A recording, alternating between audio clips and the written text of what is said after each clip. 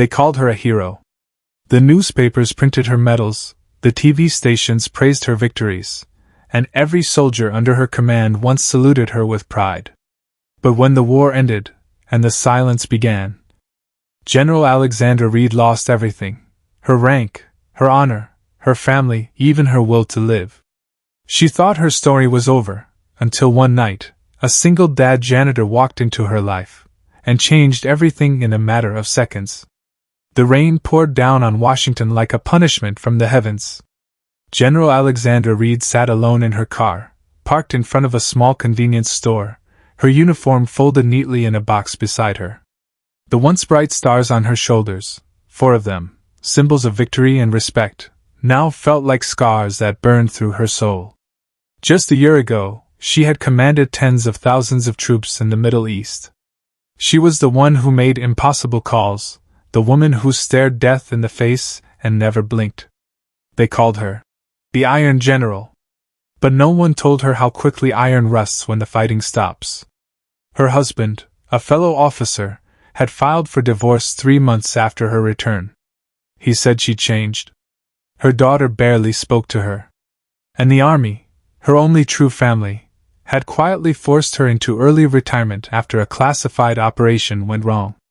The media twisted it, the politicians denied her, and the soldiers who once stood by her now looked away in shame or fear. Now she was just another face in the crowd. A soldier without a mission. Her hands trembled as she tried to light a cigarette, something she hadn't done in years. Her reflection in the windshield looked like a stranger.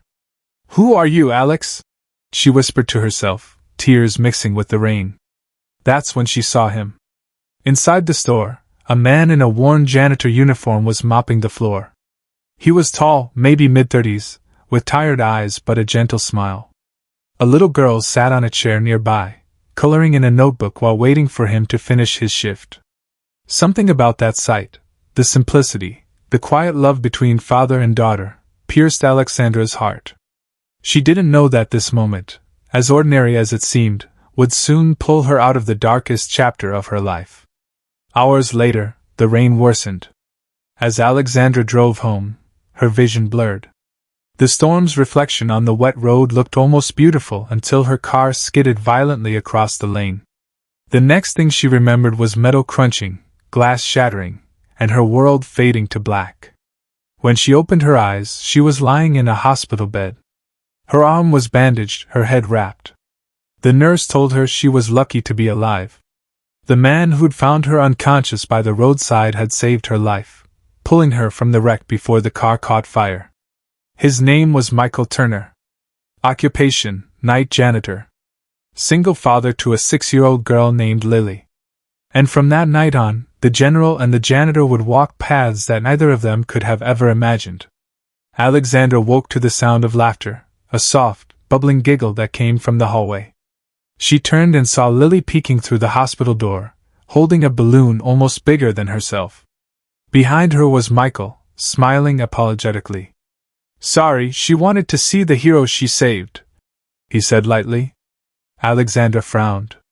"Hero? You were the one who saved me." Michael shrugged. "Maybe we saved each other. You looked like someone who'd stopped wanting to live. The world gives second chances, sometimes in weird ways." That simple honesty struck her deeper than any bullet ever had. In the days that followed, Michael visited often, sometimes with Lily, sometimes alone. He didn't treat Alexandra like a general, or a failure, or a broken woman. He talked to her like a person. A real person. He told her about working double shifts to pay rent, about his wife who died of cancer 2 years ago, about Lily's dream of being an astronaut. He spoke of exhaustion, but also hope. For the first time in years, Alexandra laughed.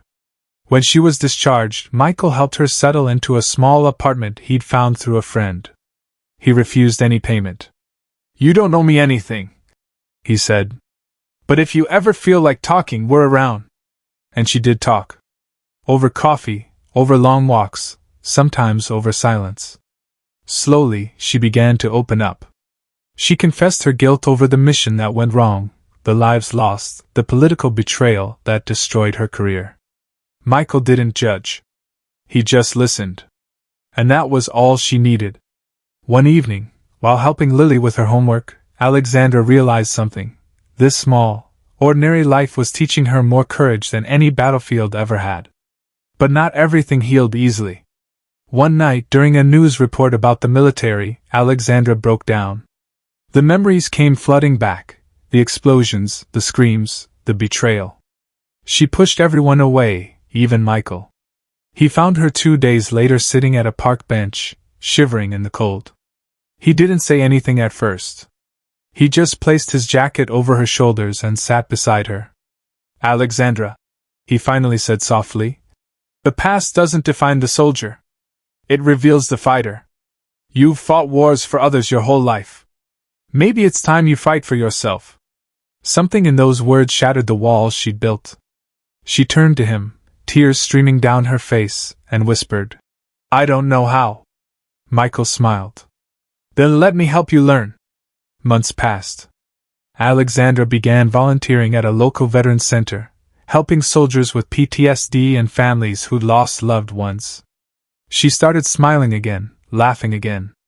The media that once destroyed her name now quietly began to notice her work, but she didn't care about that anymore. One day, as she watched Lily run across the field, Michael stood beside her. "You know," he said, "Lily says she wants to be like you when she grows up."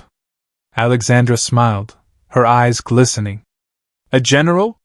He shook his head. "No. Someone who never gives up." In that moment, Alexandra realized that sometimes life doesn't give you the ending you want, it gives you the people you need. The general had lost everything. But in losing it, she found something far greater: peace, purpose, and a family she never expected. No matter how far you fall, no matter how broken you feel, sometimes all it takes is one act of kindness, one stranger's hand, to remind you that life still has something beautiful left to give.